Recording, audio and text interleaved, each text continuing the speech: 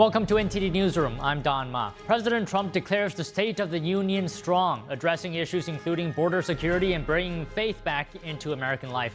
We have key takeaways from the president's speech last night.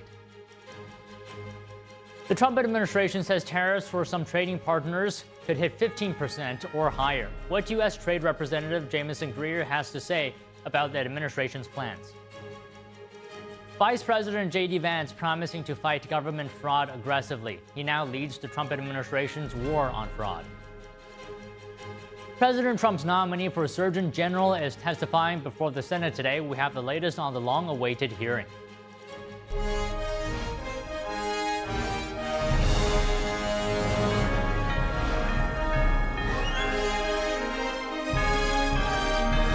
This is NTD Newsroom, live from our global headquarters in New York City. Good afternoon, and thank you for joining us today. Our top story, President Trump declaring the State of the Union strong. In a historic and wide-ranging address, he highlights everything from securing the border to bringing faith back to American life. NTD's Washington correspondent Mario Otsu has more from last night.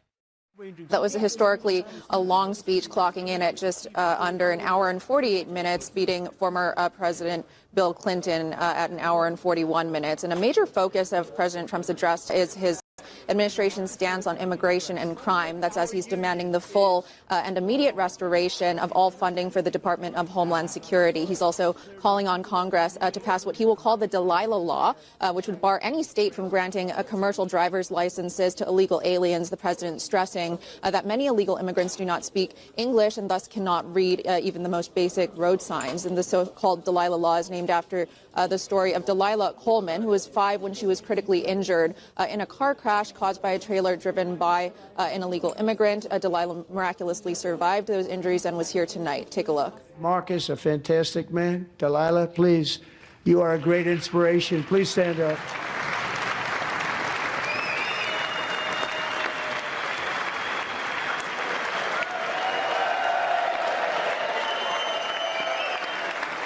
So tonight I'm inviting every legislator to join with my administration in reaffirming a fundamental principle.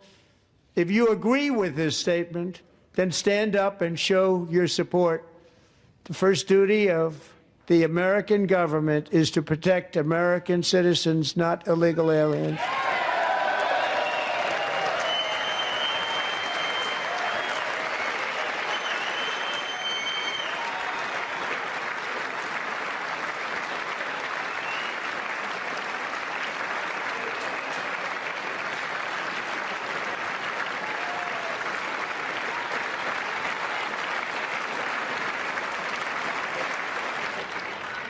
Isn't that a shame? You should be ashamed of yourself not standing up. You should be ashamed of yourself. Meanwhile, President Trump is urging Senate Majority Leader John Thune on the Save America Act ahead of the midterm elections, which calls for voter ID and proof of citizenship to vote. A Pew Research poll from 2025 shows overwhelming bipartisan support for photo ID to vote. According to the poll, 71% of Democrats, 95% of Republicans, and 83% of all Americans agree. President Trump is highlighting this bipartisan support and calling the SAVE Act, quote, country-saving legislation, and says that it should get passed before anything else happens. Take a look. Perhaps most importantly, I'm asking you to approve the Save America Act.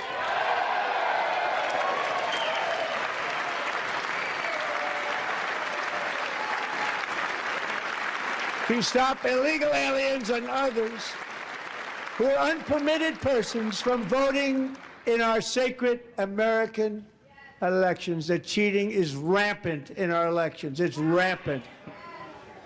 It's very simple. All voters must show voter ID. All voters must show proof of citizenship in order to vote.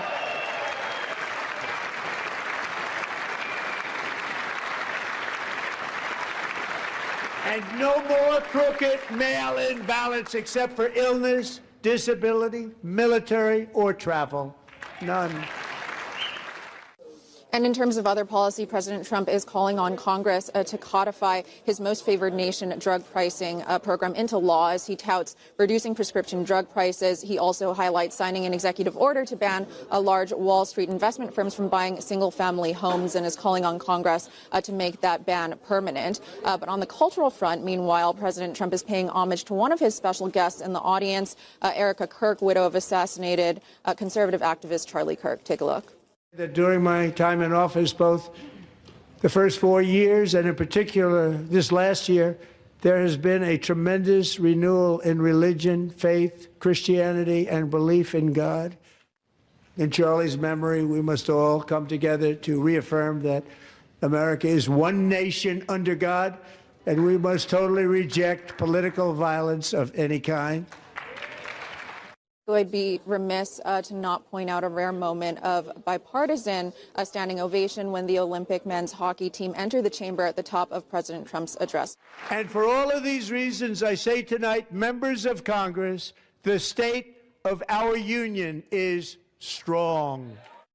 And to prove that point, here with us tonight is a group of winners who just made the entire nation proud. The men's gold medal Olympic hockey team. Come on in. What a special job you did. What special champions you are. Thank you very much. And President Trump's announcing that he'll award the Presidential Medal of Freedom to Team USA hockey goalie Connor Hellebuyck. Hellebuyck made 41 saves, many of them spectacular, during the U.S.'s victory over Canada this past weekend. Reactions poured in after President Trump made history last evening, giving the longest State of the Union address. NTD's Melina Weisskopf brings us reactions. Democrats' response to President Trump's State of the Union speech made a focus of affordability and protesting Trump's immigration policies. The newly elected Democrat governor of Virginia, Abigail Spanberger, gave the official Democrat rebuttal. It was a swift speech mainly focused on countering Trump's economic and immigration policies. So I'll ask again. Is the president working to make life more affordable for you and your family? We all know the answer is no. And yet, our president has sent poorly trained federal agents into our cities, where they have arrested and detained American citizens and people who aspire to be Americans. Democrats chose Virginia Governor Spanberger to give this rebuttal mainly because she represents an area that Democrats took back from Republican control in the most recent election. As for Republicans, they of course were celebrating what they say was a long speech because of a long list of wins on their side so far. It was officially the longest one because he had a lot of wins to tout and a lot of great messages to present to the American people. He talked about the foreign investment in the United States that he has brought back into the United States. In just 12 months, President Trump has brought $18 trillion worth of foreign investment into the United States, where Joe Biden, across his entire 4 years in office, brought less than $1 trillion back in. President Trump just asked a simple question, to stand up if you support American citizens or do you support illegals in this country. I didn't see hardly any Democrats standing. Now, there were some moments during the speech where you could see the sharp divide between the parties on especially the immigration issue. When President Trump touted his immigration action, two progressive lawmakers tried to heckle him. But for the most part, Democrats silently protested Trump's speech. House Democrat leader Hakeem Jeffries actually told members before the speech that if they felt they were going to have outbursts, to not attend the speech at all and instead protest by not going. And President Trump pointed out that silent protest style when he was talking about his attempts to end violent crime. He highlighted the fact that Democrats chose to stay seated. How do you not stand? How do you not stand? I'm asking this Congress to pass tough legislation to ensure that violent and dangerous repeat offenders are put behind bars, and importantly, that they stay there. While there are clear divides on many issues, President Trump's speech also provoked unity in some cases. These are mainly moments when special guests were recognized, like when the president surprised a guest, Alejandra Gonzalez. She was reunited at the speech with her uncle Enrique, who was returned back to the U.S. after being kidnapped by former Venezuelan dictator Nicolas Maduro. Democrats cheered with Republicans on that front. There was also an applause on both sides when President Trump recognized Erica Kirk, whose husband, Charlie Kirk, was assassinated last year. The president, when recognizing her, called for an end to political violence, which got support from both sides of the aisle. And on the policy front, there was a moment of unity when Trump called to ban congressional stock trading. Lawmakers are now ramping up efforts to get the ban on stock trading passed through Congress after years of effort. Reporting from Washington, D.C., Melina Weisskopf, NTD News. President Trump says this is the golden age of America. Joining us to discuss his State of the Union address yesterday is Angie Wong, Republican strategist and political columnist, and Robin Byro, Democratic strategist and former Obama regional campaign director. So first of all, good afternoon to you both. Angie, I'll start with you. You know, what really stood out to me was that one side of the room yesterday got a lot of exercise. The other side didn't. I'm talking about standing up and sitting down. That's a joke. But really, can I ask you, Angie, what were your highlights yesterday? Yeah, it certainly is an aerobic exercise, the State of the Union address. I forget how much ups and downs you get on that. Look, I mean, I thought President Trump did a great job. I thought he brought his A game. And, you know, I was watching for him to go off script because President Trump, during his Trump rallies, often go off script. He barely did it. He kind of stuck to the program, which I was very proud to see that he did. He hit all of his marks. I mean, there are some really great highlights, certainly when the crowd stood up for the families, the angel moms.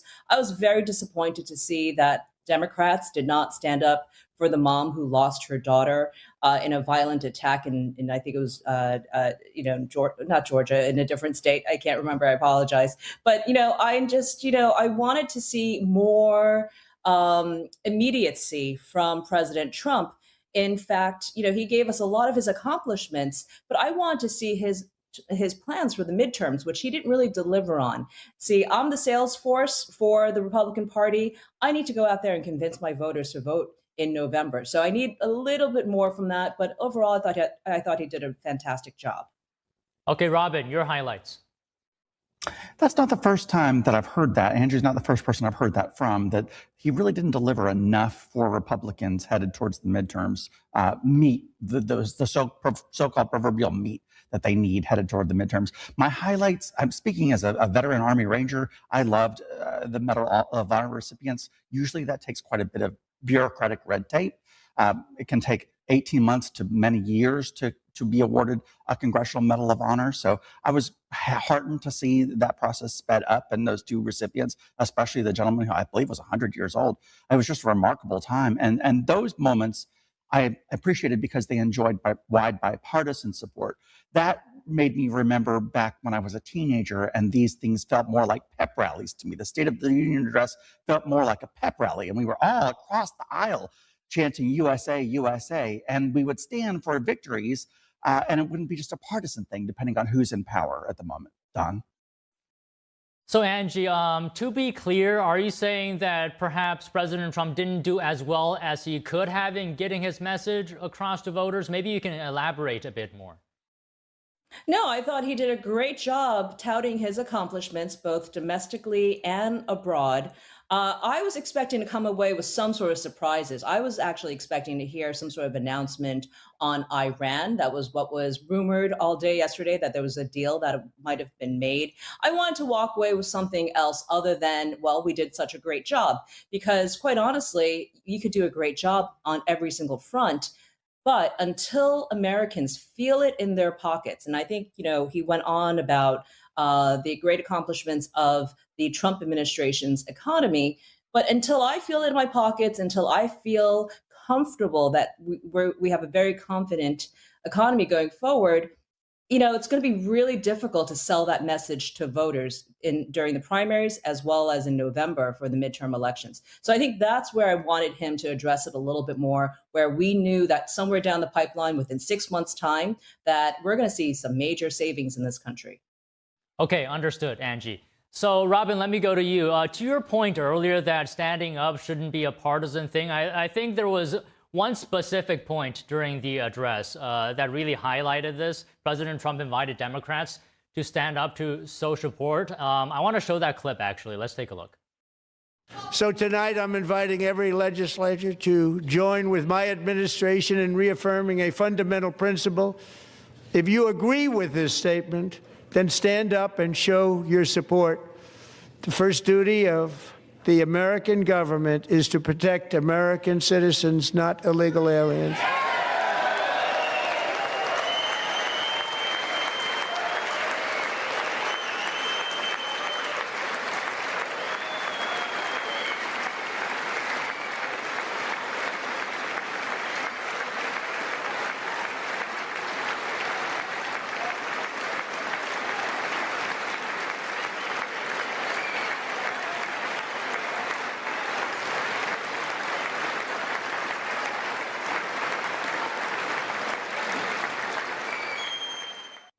Robin, simple question. Why didn't Democrats stand up?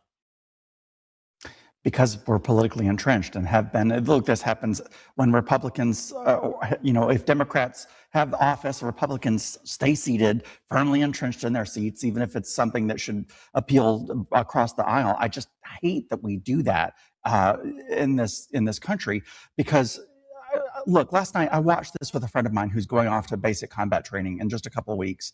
And I verbally said aloud, that's not a good look for our party and for my party right now, to have them in their seats when we should be agreeing to this. It gives the right all the red meat that they need. Talked about red meat for the midterms. That they can play that on a reel, Don, and attack Democrats. And that I didn't like. It's not a good look. Okay, Angie, you're nodding there. What are you thinking? I think Robin's absolutely right. Democrats did not have a great night last night. Between this and their counter-programming, they did a program where it was kind of like the anti-Trump State of the Union address. They had dancing giraffes and people dressed up in frog costumes on stage. It just didn't look like a serious party. And Democrats have to understand they can't stand by their positions, their policies, and also expect, to receive votes when they are behaving like children. And that's what I saw last night with them seated when clearly, Robin's right. There are some issues that are not left, right. They're just like human beings, and they didn't even go for that. And I think it showed Americans who that Democratic Party really is that they don't stand for Americans. Okay, I do have clips here where both sides stood up. So this is one of those moments. Let's take a look. But in 12 months, my administration has driven core inflation down to the lowest level in more than 5 years.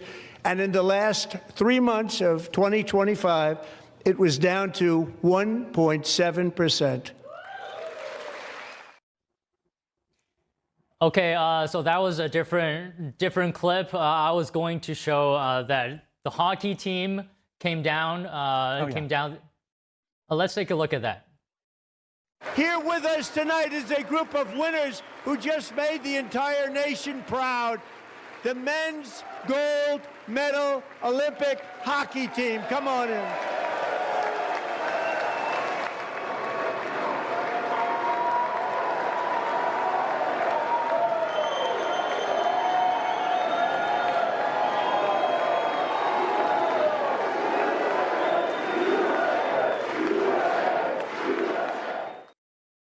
So, Robin, as you can see, the whole room stood up. I mean, Trump highlighting guests were actually some of the more bipartisan moments. Yes, and I appreciated that. It was actually a wonderful moment to say. Like I said, it's reminded me of how they used to be, sort of like pep rallies. I will say that the women's hockey team also won gold. They chose to sit it out last night. They cited, though, that they had a prior commitment and wanted to party in Vegas. Look, I don't begrudge them for choosing to do that. I know that the men's hockey team got a little bit of heat this morning on MSNBC. I think it's called MS Now, for being used, allowing themselves to be used as a political prop. I don't see it that way. If they felt like they were being used as a political prop, they could have chosen to stand out, just like the women's hockey team did, Don. So, Angie, how do you think this election was for guests that were invited yesterday, ranging from war heroes, the hockey team that we just saw, Erica Kirk as well, and grieving families and more? Yeah, that's actually one of my favorite parts of the State of the Union address is all the special guests that are invited to stand up and they receive applause. I mean, look, I think inviting the winning champions of the Winter Games, I think that was fantastic. Those guys deserve all the glory and victory that they can possibly receive. They did our country proud. So it was really great to see that. And I think that's what I was hoping for. I was really hoping for more unity when it came to the State of the Union address. We know that, our government is so divided right now. Our politics are so divided that it was great to see one moment where everyone came together and we were just proud for 1 second. So I would love to see a lot more of that. I think that's going to pull a lot of people, both from the left, right, and middle, to come together on these issues. And if that's what sports does, man, it did its job. So, Robin, let me get your comments on the first clip before the hockey team clip that we showed, where President Trump was touting his achievements on the economy, specifically talking about lowering inflation.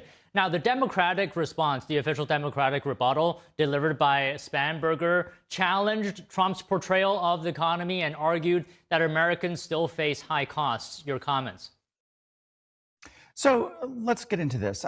Costs were driven up because legitimate supply chain issues during COVID times. When we fixed those problems, prices didn't really go down because retailers pocketed the money. Now we're facing the same thing with tariffs. Prices have gone up because of tariffs. The Supreme Court just said that they're not legal. And I fully suspect that prices are going to remain the same. They're going to do what they did before and pocket the difference. So, just last week, we got the numbers of the economy that it grew less than expected at 1.4%. And GDP, the inflation was at 2.3%, I believe. So,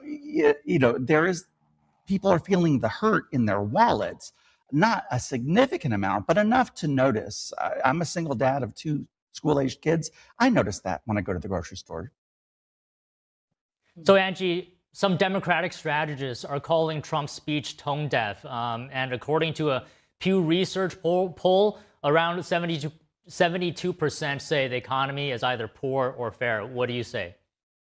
Yeah, I don't really see how that really works out. I mean, of course, they're looking for anything to throw at him. Look, he's had a thriving economy. The big, beautiful bill just kicked in January. It does need some time to mature. I think we're already starting to see some level of either leveling off or prices dropping. I just paid $2 per gallon for gas over the weekend. So I'm very happy about that. But until we see it in our housing, until we see it in insurance and also Medicare, I don't know if people are going to really start feeling the savings. Same thing with credit card debt. We have a lot of that here in the United States. Robin's right. The retailers took the money. They pocketed any sort of savings that might have been reduced last year. And we're not going to see steak go down from, $20 to 10, not in the next 6 months, not in times for the midterms. But meanwhile, people are living off their credit cards. And I think President Trump and his team should really address that, especially younger people who are already entering their adulthood in debt. How can they achieve the American dream? So if he can find a clear pathway to that, I think we have a winning message for November. Okay, Robin, I'll end with you today. Any final thoughts you have? It's just like James Carville said, it's the economy stupid. It's the same thing right now. I appreciated the Democratic response last night that was strictly talking about the economy and prices, the price of goods having gone up. We need to do more of that, just get into the data and irrefutable numbers, Don. The numbers don't lie.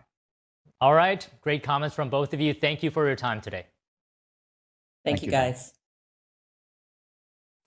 President Trump presenting several major honors during his State of the Union address last night. Trump recognized members of the military, first responders, and an Olympic athlete. NTD's Daniel Monahan has the key takeaways. 2 military pilots received the Medal of Honor. Captain Royce Williams, a 100-year-old Navy veteran, was recognized for his combat service. Trump says Williams flew a secret mission involving what Trump called a legendary dogfight during the Korean War. Flying through blizzard conditions, his squadron was ambushed by 7 Soviet fighter planes. It was his first aerial combat of the war, and despite being massively outnumbered and outgunned, Royce led the takedown of 4 enemy jets. While Chief Warrant Officer Eric Slover was honored for leading the operation that resulted in the capture of former Venezuelan dictator Nicolas Maduro. I would now like to ask General Jonathan Braga to present Chief Warrant Officer Slover with our nation's highest military award, the Congressional Medal of Honor. Slover led the first Chinook flight to reach Maduro's heavily fortified Caracas compound, which was defended by thousands of soldiers. Despite taking multiple gunshot wounds to his leg, Slover completed the mission and got his crew home. Turning to sports, the president welcomed the U.S. men's Olympic hockey team to the chamber. Here with us tonight is a group of winners who just made the entire nation proud. The men's gold medal Olympic hockey team. Come on in.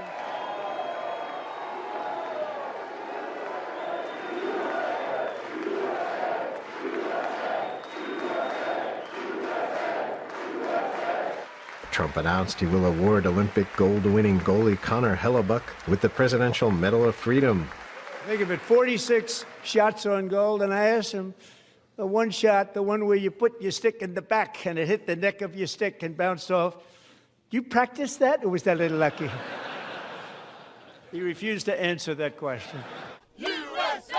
The United States ended a nearly half-century wait for Olympic men's ice hockey gold with a 2-1 overtime victory against Canada in a thrilling final on Sunday.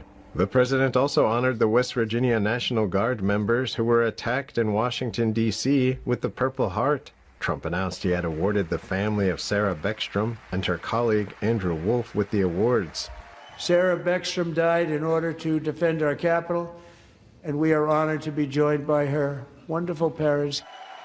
Trump praised Wolf's mom for not losing hope when her son was shot in the head before having the award presented to Wolf. With the award created by our late, great President George Washington himself, it's called the Purple Heart.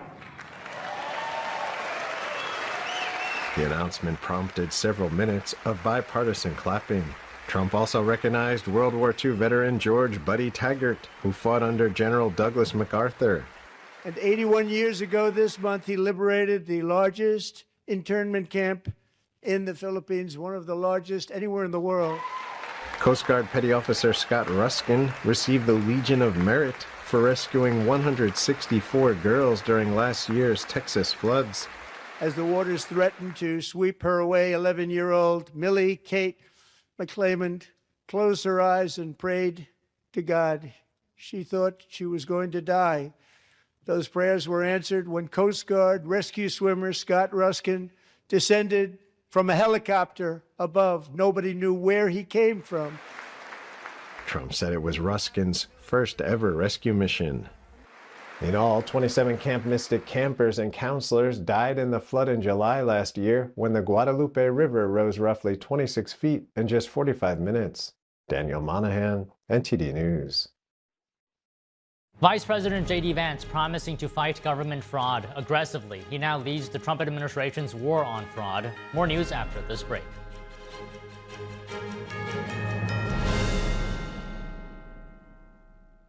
Hi, I'm Jane Seymour, and I spent years on TV playing a doctor. But I learned about the heartbreaking reality of heart disease and stroke when they touched my own life. My father nearly died before having a quadruple bypass and valve replacement that saved him. And my mom, who was my inspiration, suffered a stroke that took away her speech, her ability to move, and ultimately her life. To see someone so vibrant, so positive, who'd survived so much in life, be debilitated by a stroke, it was devastating and also a wake-up call. And that's why I'm so passionate about supporting the American Heart Association. They're doing more every day to stop needless deaths. But they simply can't do their life-saving work without you. So please call now or go to helpheart.org. And for only $19 a month, just 63 cents a day, your donation will go to work to do amazing things like fund the next medical breakthrough, get the next person trained in CPR, and the next hospital certified in high-quality cardiovascular care. I hope that you'll open your heart right now and join me. Please call now or go to helpheart.org. Give $19 a month and we'll send you this special t-shirt that you can proudly wear to show that you're part of a community of monthly donors who are helping save lives. A healthy heart, it's the spirit of life. It makes it possible to do the things that you love, to spend time with your friends and family and fulfill your life's dreams. But so many won't have that chance. Heart disease is America's #1 killer and the #1 killer of women. And that's why I'll do whatever I can to make sure others don't die from heart disease before their time. So please join me. Call the number on your screen or go to helpheart.org. Donate this Heart Month and your first month's gift will be matched.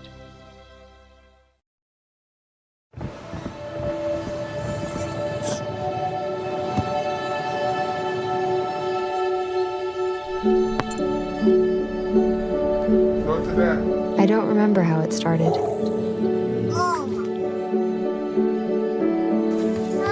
Our back and forth. Victory. Fumble. Repeat. It always came back. Dad! Okay, here we go, throw it! Yeah. You probably don't remember what you told me, That was perfect. but I heard every word. Nice.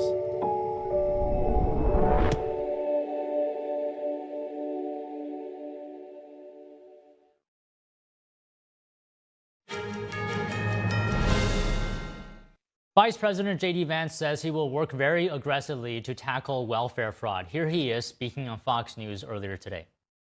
The Department of Justice is going to be investigating and, where possible, throwing fraudsters in prison. But it's also going to mean that Scott Bessent and some of our friends at the Treasury Department, we're going to be looking at income tax records. We're going to be trying to understand how it is that the American people have been defrauded, how it is that people have used resources and programs that should go to American citizens instead have been going to fraudulent uses. There's a whole host of tools that we have that have never been used.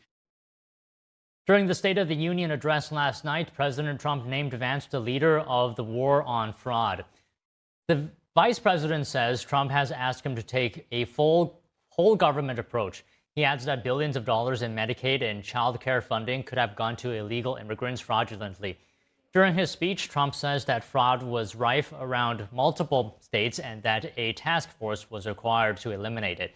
He points to Minnesota, California, Massachusetts, and Maine in particular.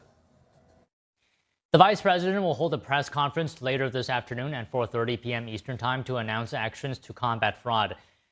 CMS Administrator Dr. Mehmet Oz will join him. They will speak from Washington, D.C. And an update on the Trump administration's plans for global tariffs and negotiations with trading partners. Here's U.S. Trade Representative Jamison Greer on Fox Business this morning. We expect to have continuity in what we're doing. Even right now, we have the 10% tariff. It'll go up to 15 for some, and then it may go higher for others. And I think it will be in line with the types of tariffs we've been seeing. We want to have continuity in this program. Greer did not name any specific trading partners who might get the higher tariffs. The trade representative says the new trades or new tariffs are compatible with existing trade deals. But on China specifically, he says the Trump administration is aware that China doesn't have the same market economics as the U.S. Unprofitable Chinese firms are allowed to stay open and continue producing with government subsidies. Greer says this is why tariffs on Chinese goods need to remain in place. I think that over the past year, we've come to an agreement with China. They understand we're going to have some level of tariffs. You'll recall last April, we both escalated to about 145% tariffs. We de-escalated all of that. Since that time, we've had anywhere between 35, 40 to 50% tariffs on China, depending on the product. We expect that level to remain in place. We don't intend to escalate beyond that. We intend to really stick to the deal that we had before.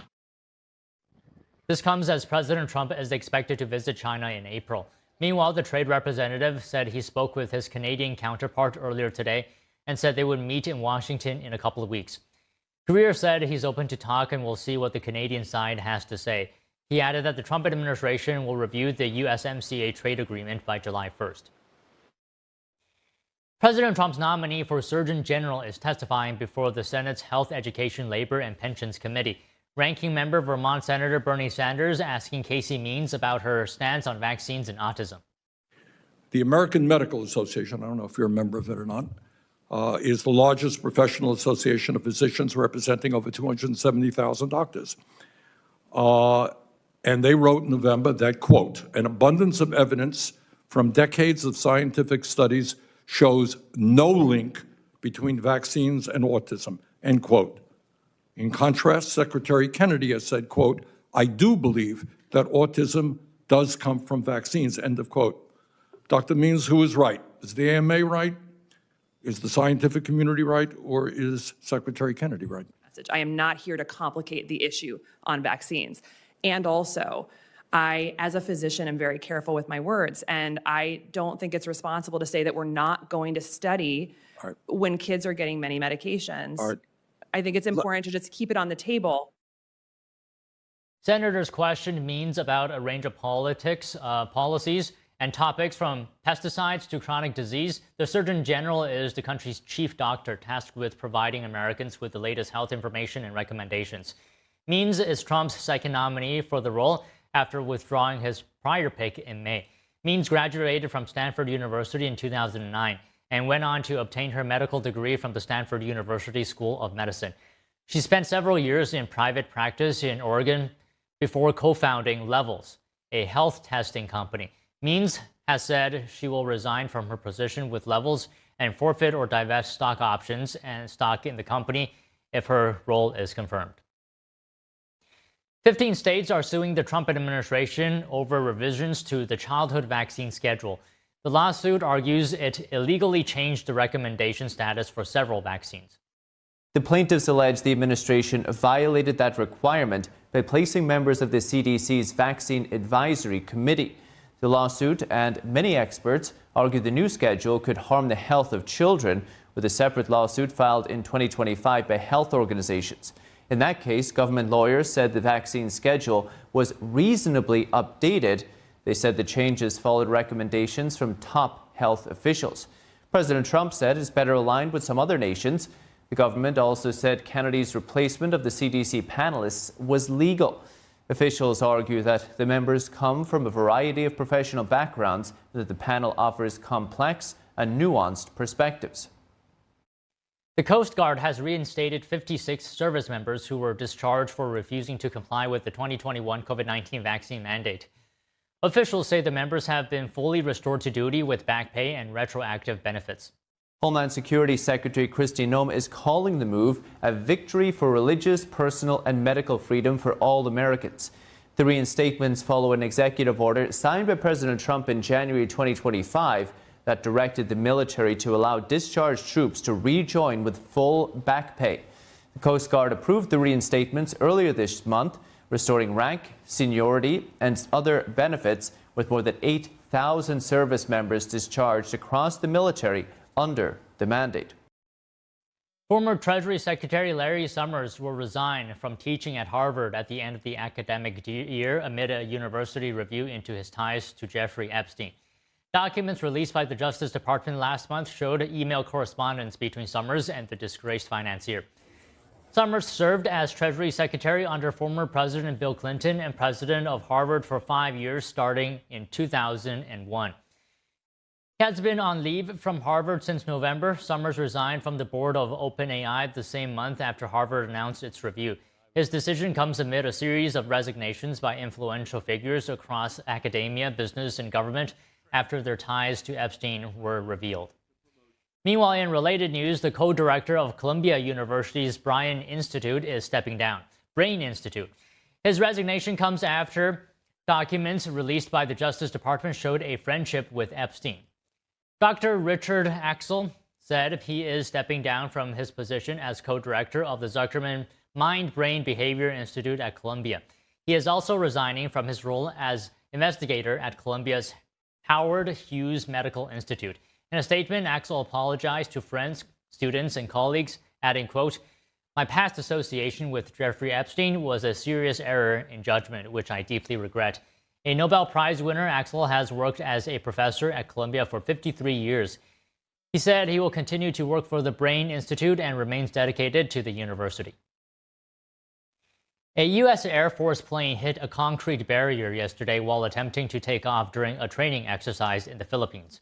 Local police said the pilot and 2 other American personnel were brought to a hospital for treatment. 2 other injured personnel were treated at the site. Philippine officials told the Associated Press that the exercise involved the aircraft landing on and taking off from an alternate landing zone and was done in coordination with Philippine authorities. In recent years, large-scale exercises have focused on Philippine defense in the South China Sea. Tensions between the Philippines and China have been intensifying over the disputed waters. Ukrainian President Volodymyr Zelensky says a delegation is scheduled to hold talks with President Trump's envoys Steve Witkoff and Jared Kushner in Geneva. The meeting comes as Russia's war in Ukraine enters its 5th year. More news after this break.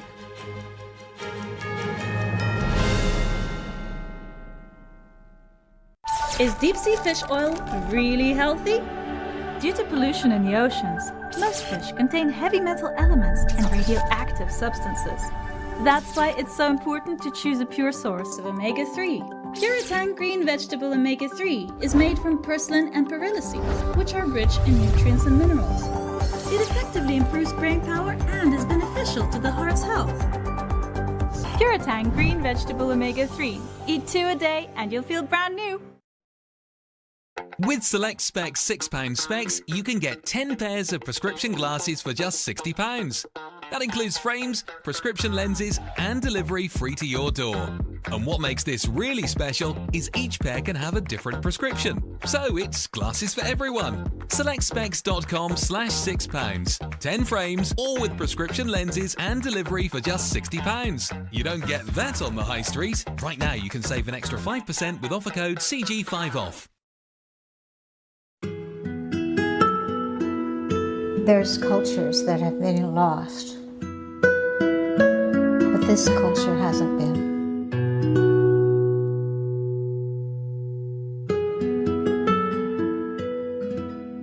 The artist is showing us our sense of who we are, where we came from.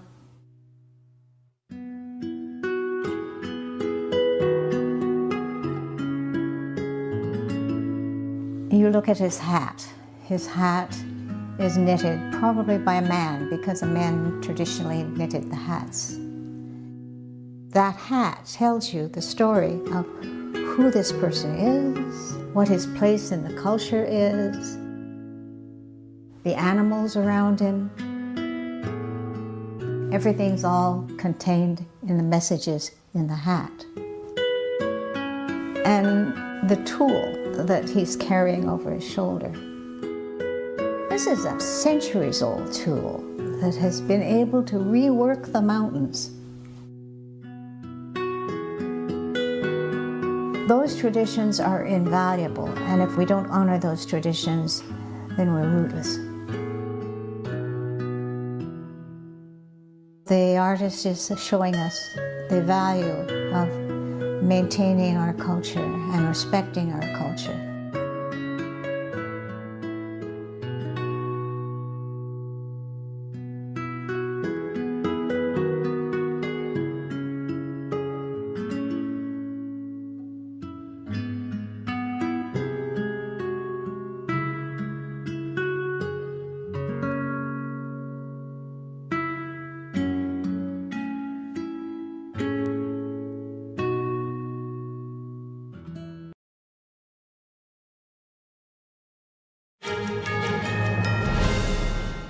Ukraine's President Zelensky says officials are scheduled to hold talks with President Trump's envoys Steve Witkoff and Jared Kushner in Geneva. Tomorrow's meeting will mark the latest effort to end Russia's war in Ukraine, now in its 5th year. Russia and Ukraine have already met for negotiations in Abu Dhabi and Geneva this year. However, peace talks have stalled, largely due to gaps between Russian demands for territory and Ukraine's push for security guarantees. Zelensky says Thursday's meeting will address details of a possible post-war recovery plan for Ukraine. New sanctions are targeting a foreign network accused of exploiting stolen technology. The U.S. is sanctioning a Russian cyber broker and 5 others, accusing them of trafficking in stolen cyber tools originally developed for the U.S. government.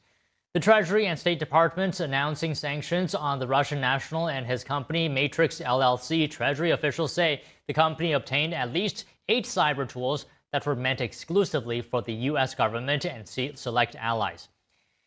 They say those stolen tools were then sold to at least one unauthorized user. Joining us now to discuss the President's State of the Union address is Penny Young-Nance, the CEO and President of Concerned Women for America, the nation's largest public policy women's organization. Penny, thank you so much for joining us today. First off, as a mother and someone who represents over 500,000 women across America, did the president hit on the biggest issues facing women today? He absolutely did. Anytime that there's a poll of the concerns of women, of American women, crime is always at the top 5. And it depends on what's going on. It can be even the top couple. And certainly American women have grown tired and disgusted of the stories every day in the news of young women who are murdered at the hands of illegal immigrants. Laken Riley's named, and Jocelyn Ungary, and other names that have become household names because of the horrible way that their lives ended. We're tired of that. We're sick of it. And we're very grateful that President Trump is taking things in hand. And we've seen crime plummet as this is played out in cities across the world and across the country. You know, in any time in our nation, about 2% of American citizens or Americans are harmed by 2% of our population. And so when you take in hand that 2%, as the president has, you have much more safety on the American streets. So what was going through your mind when President Trump highlighted some of the guests yesterday, like the parents, if I remember correctly, of Zaruska and others? What were you feeling at those moments? You know, part of my story is I also was a victim of crime. When I was pregnant with my daughter, I was attacked and assaulted on a running path in Virginia. And any woman who's experienced that or knows someone, you feel so strongly for those parents. You know, I was on another network and they were talking about, you know, some of the hard stories of people that have been scooped up as ICE has tried to rid our streets of criminals. And, you know, it's messy. But they were talking about, you know, families like being upset that a family member's missing. I said, you know who's going to be missing at every Christmas going forward is Laken Riley. Those parents deserve justice for their children. So I'm angry for them. I think of the young woman in Charlotte that was murdered. That should have never happened. And I'm very angry about the fact that 300,000 children went missing as they came along illegally trafficked across our borders. And the Biden administration could not care less about what happened. We found some of those children. We still have about 150,000 that are missing. And we've got to continue, the Department of Justice and others, law enforcement have to continue looking for every single child. We have to have zero tolerance for criminals illegally coming across our borders. Venezuela opened up their prisons and their insane asylums and let people into our country, and we suffered because of it. That can never happen again. So continuing on your point then, how do you feel about what the Trump administration has done in terms of crime, whether it's sending the National Guard into cities, having ICE deport illegal criminals? Just talk to us about some of the measures that this administration has taken. Well, let me just say, I live in the Washington, D.C. area. Let me tell you from a personal level that women felt very unsafe in our nation's capital. Women that worked on Capitol Hill did not feel safe walking from their cars into their office buildings. The District of Columbia belongs to all of us. It is our nation's capital, and it had become a cesspool of violent crime until President Trump called in the National Guard and did the right thing. And now it has changed. Things are way better. It's not perfect. It's a big city, but certainly we all feel much safer. You know, unfortunately, it's a hard issue, right? And no one wants to see someone's abuela, who's a great person who wants to just come here and work, to be deported. But the truth is, we've got to start somewhere. And we certainly want to make sure the criminals are taken care of. And so you have to start. It's messy. It's scary for some people. I recognize that there are people who find it distasteful that ICE has come in, but usually when you follow the story, the person they're looking for has assaulted a child or done some other heinous crime. And we have to have zero tolerance for that. We have enough problems with our own homegrown criminals. We don't want to ship them into our nation. What were your thoughts when President Trump highlighted or brought attention to Erica Kirk, whose husband was assassinated? You know, these things are also affecting women in this way. I mean, she was devastated that the father of two children, her husband, was assassinated in that event. So what were your thoughts when President Trump highlighted Erica Kirk? Well, I appreciate, political violence is a real issue. I've had different times had to have armed security with me. After the overturn of the Dobbs decision and the overturn of Roe with the Dobbs decision, there was threats made against our organization, against me personally. And so we have to be very careful. We have to be very safe. And we hardened our building and did all sorts of things. We have to have zero tolerance for political violence. And it starts with the leaders that are using, horrible language, alarmist language, and ramping up people on their side to think that somehow this father of 2 children, that this, young man was a threat to them. He was a threat to their ideology. He wasn't a threat to their personal safety in any way. And so they made it seem like it was something different. And of course, someone who was, already on the edge, who was in a romantic relationship with a person who was trans, somehow decided that he was going to be the purveyor of justice. And now Erica Kirk has to raise her children alone. And let me just add one other thing. I am disgusted by the way people have treated her. There's people that claim to be conservatives that have said horrible things to her and about her and have profited off her pain. And I find that absolutely reprehensible. What are your thoughts on President Trump's policies on IVF?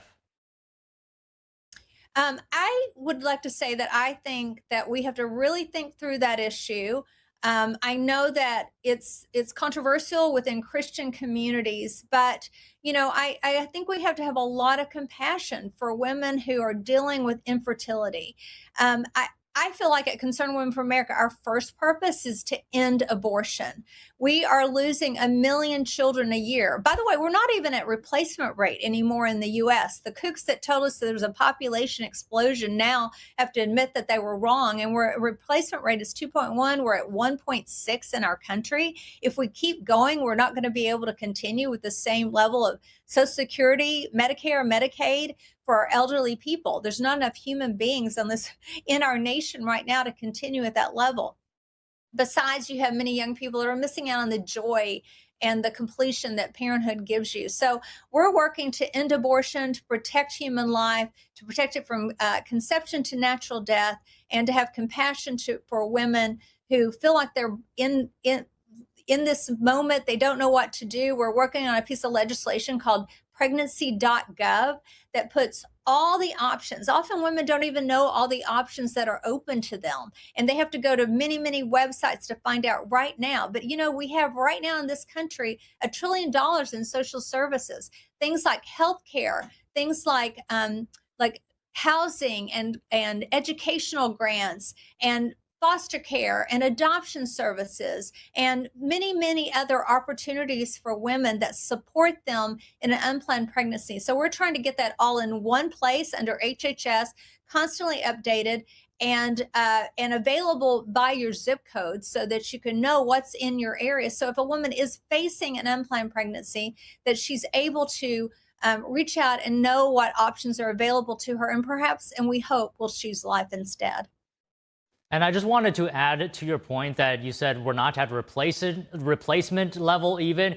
This is on top of the fentanyl crisis where tens of thousands of Americans are being killed every year. So we're not at replacement level and tens of thousands of people are dying. So this is worth something for lawmakers to think and about. And then add to that 1 million, and I guess that would go into that same number, but we are losing 1 million babies a year in abortion. And so we need to have a culture of life in our country where we respect the dignity of every human being, that they were created in God's image, ordained for this earth, and to deserve respect from conception to natural death. Our elderly and our young, people who have abilities, specific issues with abilities, all of them are precious in the sight of God and are part of our human family. At the very least, we need to respect them. But you asked about IVF. We need to respect the fact that we have women that are struggling. I do hope that we don't forget about adoption.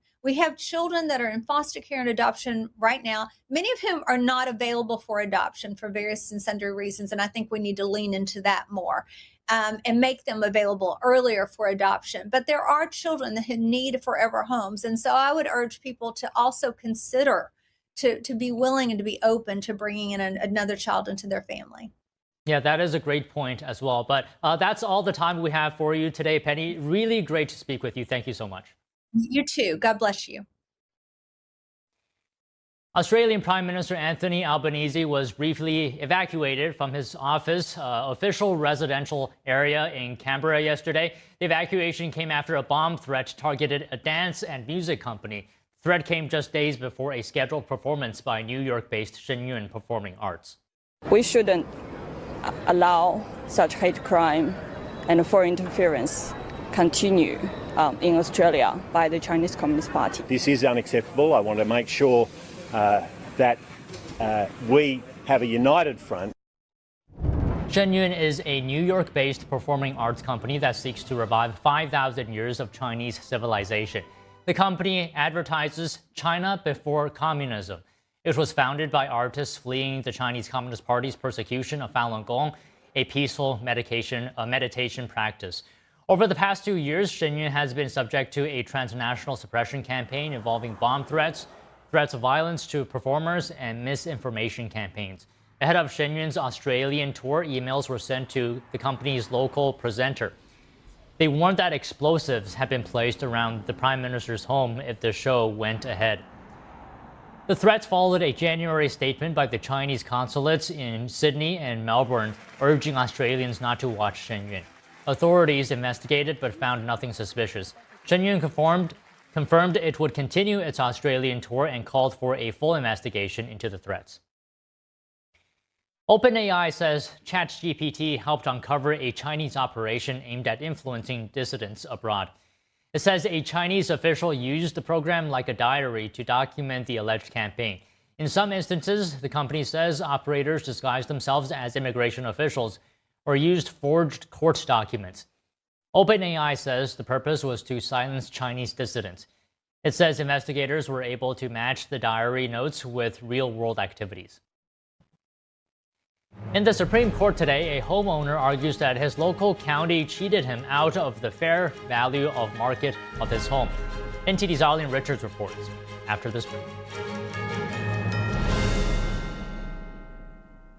This is how I keep my joints happy. Omega XL is a powerful natural supplement backed by 40 years of clinical research. Take control of your pain, like Cynthia Bailey. My knees in particular started giving me pain issues all the way back to my modeling days, from just running through airports, photo shoots. After taking Omega XL, I really started to notice how less stiff I was, especially my knees and my hip. Has Omega XL changed my life? Yes. I barely notice my joint pain anymore. Now I'm like literally sprinting through the airports. My secret is Omega XL. Pick up the phone and call now to get this exclusive TV offer. Buy one Omega XL and we'll send you a second bottle absolutely free. You'll also get a free bottle of Vitamin XL D3. Buy one, get two free. A total value of over $115, all for just $49.95. You save more than 55% and shipping is free. Backed by a money-back guarantee and is not available in stores. Operators are standing by, so call now.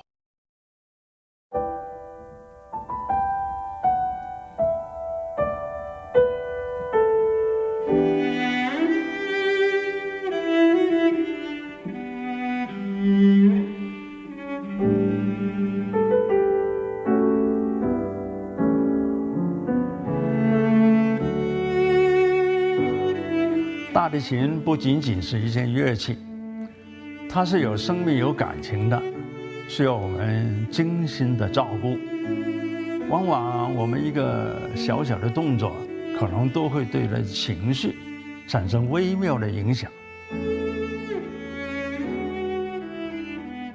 天音的品牌是福星，我们对于传统的理念很荣幸被神韵艺术团选为指定供应商。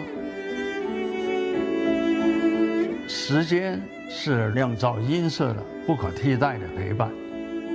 我跟大提琴已经有60多年的友情了，每一把琴都有它自己的个性，熟悉它，才能真正发挥它的潜力。